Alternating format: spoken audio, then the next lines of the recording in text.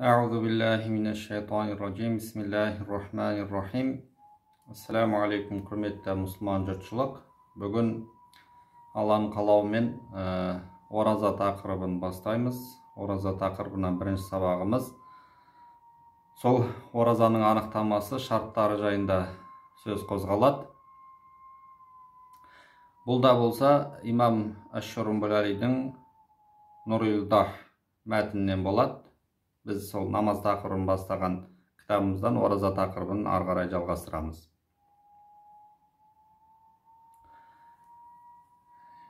İmam Аш-Шурумбулали айтады: Huwa al-imsak naharan an idkhali shay in amdan aw khata'an batnan aw ma lahu hukmul batin wa an shahwatil farj bi niyat min ahli.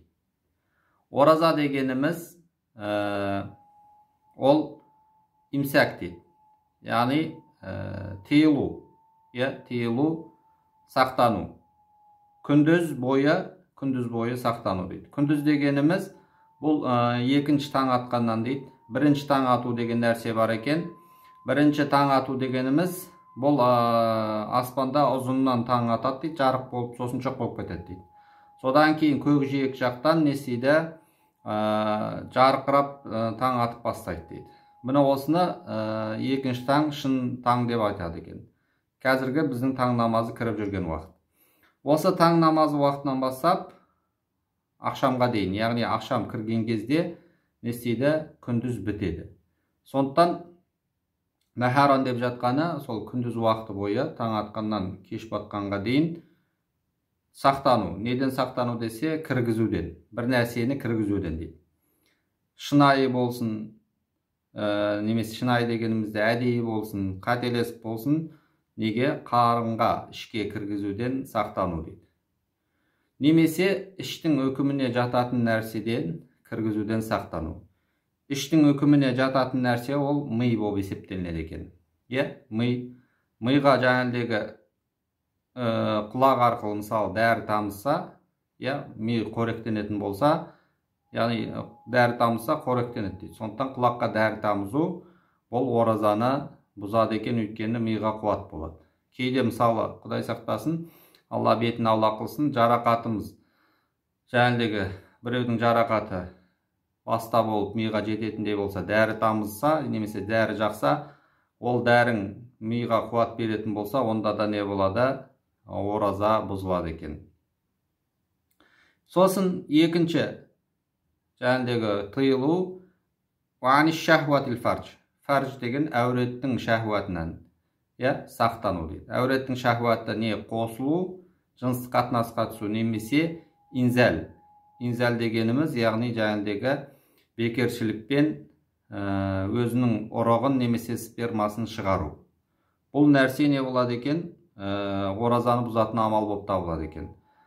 Мына осы нәрседен, жеп ішумен жыныстық қатынастан, немесе жыныстық қатынастың үкіміндегі нәрседен тыйылумен оразаның іс-әрекеті амалға асады екен. Және оразаның анықтамасы беният мин ахлих дейді. Осы тыйылғанда жай ғана денсаулыққа жақсы екен деп ішпей жемей жүрсе оразаға жатпайды дейді. Бәлкім ораза ұстауға рұқсаты бар, мүмкіндігі бар адамның ниетімен осындай таңның атысынан кештің батысына дейін жеп ішумен жыныстық қатынастан тыйылу керек екен. Міне осы ораза болып табылады екен. Демек ниет, ол керек нәрсе, міндет нәрсе. Яғни мен денсаулық үшін ұстап жүрмін деген нәрсе ол оразаға жатпайды дейді. Ол мүмкін диетаға жатады, басқаға жатады. Ниет деген Алла ризалығы үшін Рамазанның парыз екендігін, міндет екендігін біле тұра, жүрегімен сеніп, осы Рамазанның оразасын не істеу? Ниет қылу. Және сол таңның атысынан кештің батысына дейін тамақтан, ішіп жеуден және жыныстық қатынастан тыйылумен не болады? Ораза ұсталған болып табылады екен. Демек, Ахлух дегені оразаға ұстай алуға рұқсат болған, ораза ұстауға рұқсат берілген, ұстау керек болған адамдар кім десе, ол мұсылман адам, балиғатқа толған адам, ақыл есі дұрыс адам, және денсаулығы келген адам. Ва сабабу вуджубу Рамадан. Енді Рамазан бізге не үшін парыз болады? Рамазан білеміз 5 парыздың бірі. Сол 5 парыздың бірі болған Рамазан бізге не үшін парыз болады деген кезде вуджуду жуз'у минху. Сол Рамазан айының бір бөлігін көрсек, бізге Рамазан парыз болады екен. Рамазан бір бөлігін көрсек, не болады? Бізге оразасы парыз болады екен.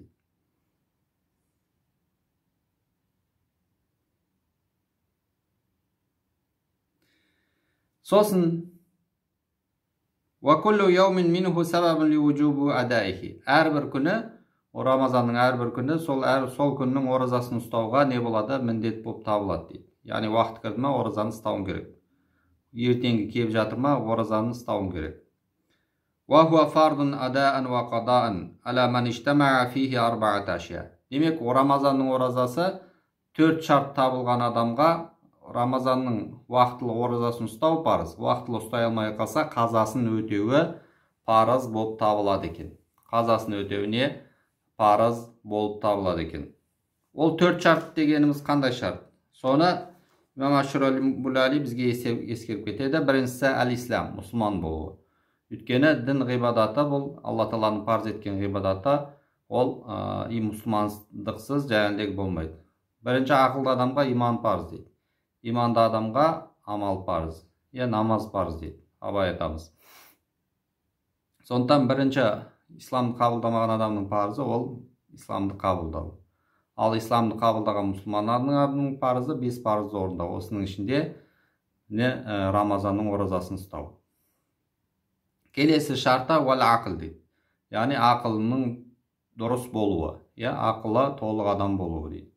Ақылы толық адам дегені, яғни жынды емес, немесе есуас емес деген ұғымды білдіреді. Уәл булуғ, балиғатқа толу.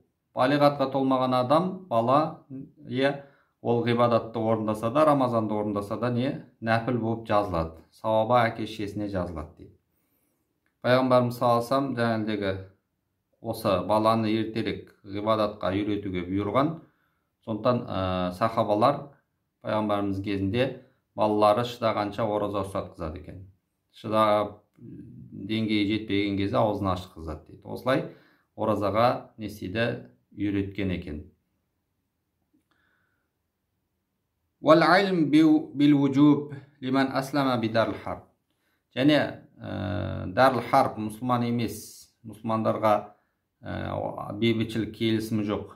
Мұсылман еместердің тұратын жеріндегі мұсылманға,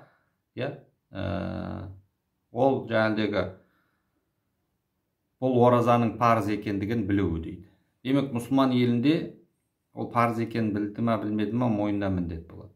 Ал мұсылман емес елдерде, мысалы Еуропа елдерінде жаңағыдегі несейді мұсылман адам оразаның парыз екенін білу керек дейді. Әуіл каун бидар ислам. Немесе жаңағыдегі дәріл ислам, мұсылмандар шоғырланған жерде тұруы, оның Рамазанның оразасы міндет болуына жеткілікті дейді. Ва иштарату ли вуджубу адайхи сихха дейді. Енді Рамазанның оразасын өтеу үшін шарттар бар дейді. Өтеу үшін шарттар бар. Рамазан парыз болу үшін шарттарды айттық, 4 шартты. Енді өтеуге қойылатын шарттар бар. Оның бірі денсаулық дейді. Дені сау болу керек. Неден десе, аманда болу керек аурудан. Яғни ораза ұстасам ауырым асқынады, жаңағыдегі денеме зақым келеді деп қорықса, басым ой болса, жүрегі безілдесе, онда не істейді? Ол адам дені сауыққанға дейін шегіре тұрады. Рұқсат бар шегіруіне. Сол сияқты хайыз болмау, хайыздан аманда болу. Рамазан кезінде хайыз кеп қалса, немесе нифас болса, яғни босанғаннан кейінгі қан келсе, онда ол әйел кісілер не істейді? Ораза ұстамайды да сол уақытта, бәлкім қазасын өтеп береді. Демек, оразаға байланысты әйел кісілердің айлық әдеті келсе, немесе босанып жатса, сол айда сол уақытта ұстамайды да оразаны, қан көріп жатқандықтан. Не істейді? Келесі жаңағыдегі уақытқа шегіреді. Ораза мұсылман әйел кісінің мойнынан түсірілмейді екен. Мұндай қан көрген кезде намаз мойнынан түсіріледі, хайыз нифас кезінде, бірақ ораза мойнынан түсірілмейді екен. Сосын уал иқама дейді. Иқама дегені тұрғылықты болу. Сапардағы адам не істейді? Рамазанның оразасын кейінге шегіруіне рұқсат, ұстамауына рұқсат. Ұстағаны әлбетте жақсырақ. Ва юштарату ли сиххати адаихи саласа дейді. Демек, орындалу үшін Рамазанның 3 шарт бар дейді. Біріншісі ниет болу керек. Ва хулуу амма юнафихи мин хайдин ва нифас дейді. Және хайыз нифастан аманда болу керек әйел кісі. Ва амма юфсидуху. Және оразаны бұзатын нәрселерден аманда болу керек, жасамау керек дейді ораза ұстаған кезде. Вала юштарату хулуу ал жанаба. Ал енді жүніп болмау керек деген шарт жоқ екен. Яғни ораза ұстап бастады адам, сол кезде бойдары кетіп қалды, жүніп болып қалды. Оразаның ортасында. Немесе жаңағыдай сәресін ішіп алды да, таң намазын оқып, мысалы, ұйықтайтындар бар. Ұйықтады. Оянып қараса не істеді? Жаңағыдегі жүніп болып қалған екен, ғұсылы бұзылып кетті. Ол кезде ораза бұзылмайды екен. Демек, адам жүніп болып қалса, жаңағыдегі табиғи жолмен дегені қалай? Өзінің іс-әрекетінсіз, өзінің себебінсіз, жаңағыдегі Құдай сақтасын, мастурбация жасамай, жүніп болып қалса, яғни ұйықтап жатып жүніп болып қалса, немесе әртүрлі себеппен қарау арқылы жүніп болып қалса, онда ол адамның оразасы бұзылмайды екен. Бәлкім ол не істейді? Сол кезде ғұсыл құйынады да, ауыз мұрнын жай шаяды, тамақтан өтіп кетпейтіндей. Осымен оның жаңағыдегі ғұсылы бар болып есептелінеді. Бүкіл денесін жуып, ауыз мұрнын тамақтан өтпейтіндей қылып шайса, онда адамның ғұсылы бар болып есептелінеді. وَرُكْنُهُ الْكَفُّ عَنِ الْقَضَاءِ شَهْوَةَ الْبَطْنِ وَالْفَرْجِ وَمَا أُلْحِقَ بِهِمَا дейді. Демек, рүкіні, оразаның рүкіні, ниет қылғаннан кейін таңнан кешке дейін не істеу? Жеп ішу мен жыныс қатынастан, немесе соның үкімінде болатын нәрселерден тыйылу дейді. Соның үкіміндегі болатын нәрселерден тыйылу дейді. Яғни соның үкіміндегі дегені қалай? Біреу байқамады, бірақ аузына жаңағыдегі су кіріп кетті. Су кіріп кетті. Тамақ шайым дегенде су кіріп кетті, мысалы. Мысалы, тас жұтты. Тас тамақ болмаса да, тамақтың үкіміндегі нәрсе. Осындай нәрселер оразаны бұзады екен. Біз алда оразаны бұзып, не кәффаратты міндеттейді, не нәрселер кәффаратты міндеттейді, не нәрселер кәффаратты міндеттемейді, тек қана қазаны міндеттейді. Ол мәселелерді айтатын боламыз алдағы уақытта, Алла жазса. Демек, сол жаңағы жыныс қатынастан немесе ұрығын шығарудан адам не істеу керек? Ораза кезінде сақтану керек. Әлбетте, ораза емес кезде де бұл өзін-өзі қанағаттандыру, өзін-өзі қандыру, бұл шариғатта тыйым салынған амал болып есептелінеді. Ва хукмуху дейді. Енді ораза ұстаса не болады? Рамазан парызын ұстаса не болады? Суқутул важиб ани зимма ва сауаб фил ахира дейді. Аллаху алям. Демек, мойындағы уәжібі дегенде парызы деген ұғымды білдіреді. Парызы түсіріледі, яғни парызын өтеген болып есептелінеді, және Алла қаласа, ниеті дұрыс болса, ақыретте мол сауабын алады. Енді оразаның түрлері, оразаның түрлеріне келдік. Оразаның түрлері 6-ға бөлінеді екен. Яғни үкім жағынан оразалар нешеге бөлінеді? 6-ға бөлінеді екен. Біріншісі парыз ораза. Екіншісі уәжіп ораза. Үшіншісі сүннет ораза. Төртіншісі мәндуб, қызықтырылған ораза. Бесіншісі мәкрух ораза. Яғни ұнамсыз күнә болатын ораза. Аммал фард. Енді парыз дегеніміз, ол қай оразалар парыз болады? Фахуа саумур рамадан адаан уа қадаан дейді. Парыз ораза дегенimiz Рамазанның күндерін ұстауың парыз, қаза қылып алған болсаң қарызын өтеуің парыз, және каффарат оразаларын ұстауың парыз болады. Каффарат мысалы, Құдай сақтасын, Рамазанды ұстап әдейі жеп ішсе, біліп тұрып әдейі жеп ішсе, не болады? Ол қатарынан 60 күн, Рамазаннан кейін мүмкіндік тауып, қатарынан 60 күн ораза ұстау керек болады. Жоқ болса каффарат болып есептелінеді. Және бір күн сол бұзған күні бар, сонымен қоса 61 болады екен. Уәл-мәнзур, нәзір қылған оразада жәндегі парызға жатқызылған екен. Парызға жатпайды дегендер бар, уәжіп деп айтатын бар екен, Ханафи мазхабында, парызға да жатқызғандар бар екен. Әммәл уәжіп, енді уәжіп оразашы. Демек, парыз ораза айттық, Рамазанның күндерін ұстауың, сол Рамазан айында ұстай алмай қалған деңгейің болса, қаза қылып алған болсаң, қазаны өтеу парыз болады. Сол сияқты каффараттарды өтеу, Рамазанның бұзылып алып, каффаратын өтеу парыз болады.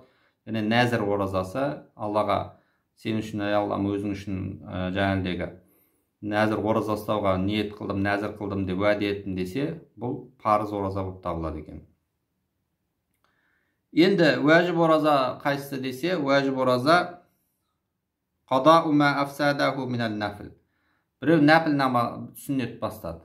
Яғни оразаның жәніндегі нәпілін бастады. Дүйсен, песен ұстап жатыр, мысалы жәніндегі Арафат күні, басқа күндері айдың ортасында 3 күн ұстап жатыр. Мұны сол күндері Ашураны ұстап жатыр, мысалы. Сол күндері бастаған оразасын бұзып алса, онда оның қазасын өтеуі, нәпіл оразаның қазасын өтеуі бұзып алса, онда уәжіп болады ол дейді. Сол бұзып алған нәпіл оразасын өтеу, оған уәжіп болып табылады екен. Ал енді сүннет ораза дейді. Сүннет ораза мысалы ол не? Ашура күні ораза ұстау. Мұхаррам айының 9-ы жәніндегі мен қоса дейді. Мұхаррам айының 9-ы 10-ы, немесе 10-ы 11-і ораза ұстау сүннет болады. Немесе 3 күн қатарынан ұстау сүннет болады дейді. Әммәл мәндуб, енді қызықтырылған сүннет ораза, мәндуб оразамыз. Фасауму саласата мин кулли шахр. Әр айдың ортасында, хижри санақпен, ай санағымен әр айдың ортасында 14-і, 15-і, 16-сы, немесе 13-і, 14-і, 15-і ораза ұстау не болады? Мәндуб ораза болады екен. Вайундабу каунуха лайямул бийд. Демек, сол әр айдың ортасында ай толған кезде 13-і, 14-і, 15-і ұстау қызықтырылған, мұстахаб мәндуб болады дейді. Васаумул яумил иснаин вал хамис. Дүйсенбі, пейсенбі ораза ұстауда мәндуб болады дейді. Шәуәлдің 6 күнін ораза ұстау, Рамазаннан кейін Алла жаса, ол да мәндуб болады екен дейді. Фимақила афтал васлуха дейді. Осы жәніндегі шәуалды 6 күн үзбей ұстаған жақсырақ деп айтылады дейді. Вақила тафриқуха, кейде ғалымдар бөліп ұстаған жақсырақ деп те айтады екен. Вакулу саумин сабата талабуху вал ва'д алейхи биссунна ка сауми Дауд алейхиссалам. Және басқа да оразалардың түрлері бар, оларға пайғамбарымыз хадисінде сауап болады деп айтылған болса, сүннетпен сауап болады деп айтылған болса, және ұстау талап етілген болса, талап дегенде, яғни істесең сауап болады деп, сол жағынан міндеттелмей талап етілген болса, қызықтырылған болса, онда оның бәрі сол не болады? Мәндуб оразалар болады. Мысалы, Дауд алейхиссаламның оразасы, ол бір күн ораза ұстап, бір күн аузын ашатын еді дейді. Ва хуа афтал сиям ва ахаббуху илаллах. Осы оразаның, нәпілдің ораза түрі Алла Тағалаға ең сүйіктірек, және нәпіл оразаның ең абзалырағы болып табылады дейді. Бір күн ораза ұстайсың, екінші күн аузыңды ашасың.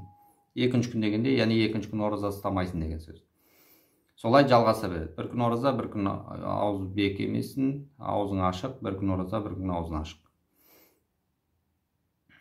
Ва амман нафл фахуа ма сива залика мимма лам ясбут карахияту. Енді нәпіл оразалар, арнайы жәніндегі талабы қызықтырылған оразаға жатпайтын кез келген күндері оразаны ұстау. Мәкрух болмаса болды. Макрух болмаса, болды, кез келген күнде ораза ұстауың дейді. Макрух болмаса деген, мысалы жаңағы макрухтерінде айтамыз, жұма күнінің өзін ғана ораза ұстау бір арнайы күнге сәйкес келмесе. Немесе сенбі күні ғана өзін ораза ұстауы макрух болады. Ал бірақ жұма мен сенбіні қоссаң, ол макрух болмайды екен. Енді макрух ораза дегеніміз ол екі түрлі дейді. Макрух тәнзихан. Бірінші жеңіл макрух, яғни адалға жақын макрух, ұнамсыз, күнә болмайды дегені.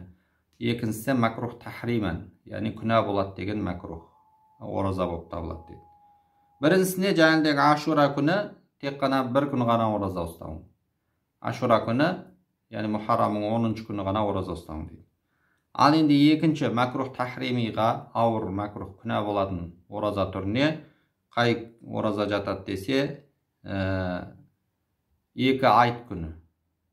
Айт, мысалы, ораза айтта 1 күн, құрбан айтта 3 күн ораза ұстау не болады? Ол макрух болады. Өйткені ол не болады?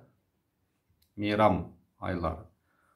Мысалы, ораза айт және құрбан айттың күні ораза ұстау макрух, сосын аямут ташриқ дейді. Такбир ташриқ айтылатын күндері, яғни құрбан айттың 2-ші күні, 3-ші күні, 4-ші күніде не болады? Ораза ұстау макрух болып табылады дейді.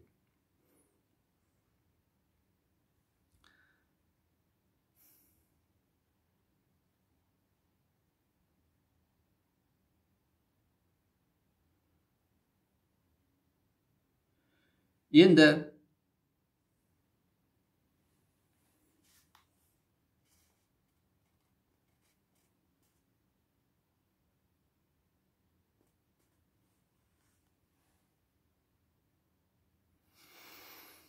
келесі мәселе айтылады. Ва куриха ифраду яумул жума. Жұма күні ғана ораза ұстау, ол не дейді? Макрух дейді. Жұма күні ғана ораза ұстау макрух дейді.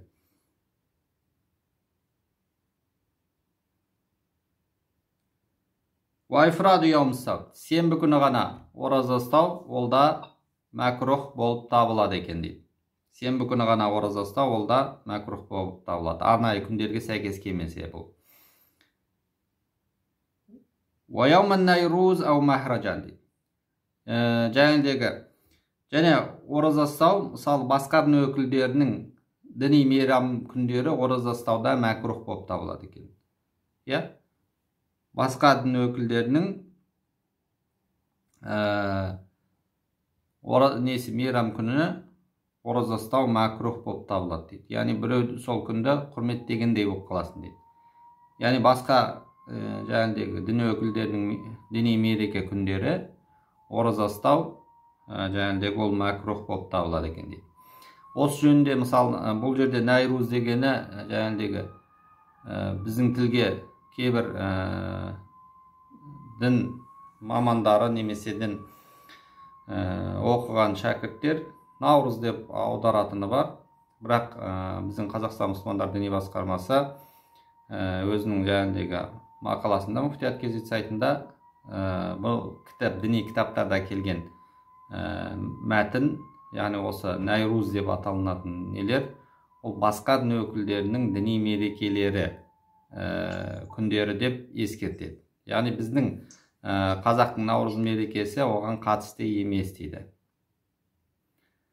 Өйткені біздің қазақтың мерекесі бұл діни мереке емес, біздің ұлттық мереке. Және де ол шариғатқа қайшы келетін ешқандай іс-әрекеттер жасалынбайды дейді. Оған дәлелдерін келтіре кетеді. Али радиаллаху анхуға имам Абу Ханифаның атасы жолыққан кезде фалюзаж деген, яғни Наурыз күні берілетін, біздің Наурыз мерекесі тойлағанда берілетін жаңағыдегі тәттіні берген кезде, бұл не тәтті деп сұрайды дейді. Сол кезде бұл біздің Наурыз мерекесіне жасалынатын тәтті дегенде, сол әр Наурызда беріп тұрсаң болады екен деп, имам Али радиаллаху анху не істейді? Құптауын білдіреді. Яғни бұл мұсылмандардың мерекесі, жаңағы отқа табынатындардың мерекесінен бөлек нәрсе. Отқа табынатындардың мерекесі ол діни мереке болып табылады. Олардікі өз жөнінде. Біз былайша айтқанда бұл діни мереке емес, және отқа табыну ниетінде емес. Жаңағыдегі бұл біздің ұлттық мереке ретінде қалыптасқан нәрсе болып табылады. Сақтанған жөн деген сияқты ғалымдардың айтқаны бар, дегенмен бізде ол ешқандай күмәнға қалатын жайт жоқ. Басқа дінге еліктеу деген нәрсе де жоқ. Сондықтан бұл біздің Наурыз мерекеміз, бір жағынан Аллаға шүкіршілік деген ниетте де орындалатын нәрсе. Сондықтан біздің Қазақстан мұсылмандар діни басқармасы бұл Наурыз мерекесі ешқандай шариғатымызға қайшы емес екендігін бізге, халыққа ескертті. Ал енді сол басқа дін өкілдерінің мереке күні ораза ұстау, бұл сол діннің ұқсасып қалу қаупі болған, немесе ұқсап қалу деген тарапы болғандықтан не істелінеді? Ол макрух ораза болып табылады дейді. Илля ан юафиқа адата. Тек қана сол күндер әдетіне сәйкес келіп қалса, дүйсенбі ұстап жүрген болса, дүйсенбі сол күндерге сәйкес келіп қалса, мысалы жұма күнге сәйкес келіп қалады, арнайы оразалар кейде мысалы ашура жұмаға келіп қалуы мүмкін. Ол жерде енді ұстауға болмайды деген сөз емес. Демек жұма күні бір күн алдын, бір күн кейін не қосып ұстайсың деген сөз болады. Мысалы жаңағыдегі бір күн ұстап, бір күн аузын ашып жүрген кезде, сол ұстайтын кезде жұмаға келіп қалуы мүмкін. Ол әдеті болса не істейді? Онда ұстай береді оны. Ол мәкрух болмайды иншалла. Ва куриха саумул висал валау яумайн дейді.